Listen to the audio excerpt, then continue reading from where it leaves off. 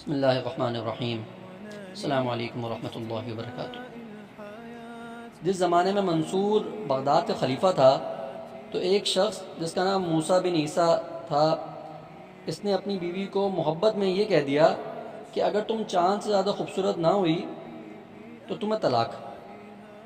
بیوی جو ہے وہ بڑی پریشان ہو گئی، کیونکہ وہ یہ بات سمجھ گئی تھی کہ طلاق تو ہو گئی مجھے۔ تو اس نے اپنے شوہر کے سامنے آنا بند کر دیا۔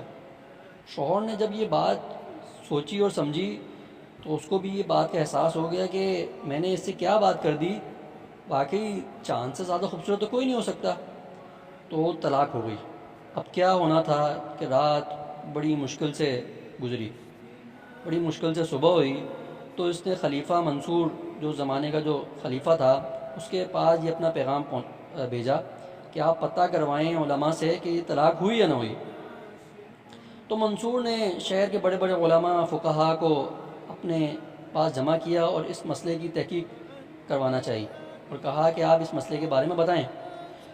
تو اس زمانے میں جو علماء فقہاء تھے اس میں سے اکثر فقہاء کی یہ رائے ہوئی کہ طلاق ہو گئی، کیونکہ چاند سے زیادہ خوبصورت تو کوئی نہیں ہو سکتا۔ لیکن اس میں سے ایک فقیہ، ایک عالم، بڑے عالم تھے، ان کی یہ رائے تھی کہ طلاق نہیں ہوئی۔ تو جب ان سے وجہ پوچھی کہ طلاق کیوں نہیں ہوئی تو انہوں نے کہا کہ اللہ تعالیٰ قرآن میں فرماتے ہیں کہ لَقَدْ خَلَقْنَا الْإِنسَانَ فِي أَحْسَنِ تَقْوِيمٍ، بلا شبہ ہم نے انسان کو بہترین قوام کے ساتھ پیدا کیا ہے۔ منصور نے جب یہ جواب سنا تو بڑا پسند کیا اس جواب کو، اور موسیٰ بن عیسیٰ کو یہی اس کا جواب پہنچایا کہ بھائی تمہاری طلاق نہ ہوئی۔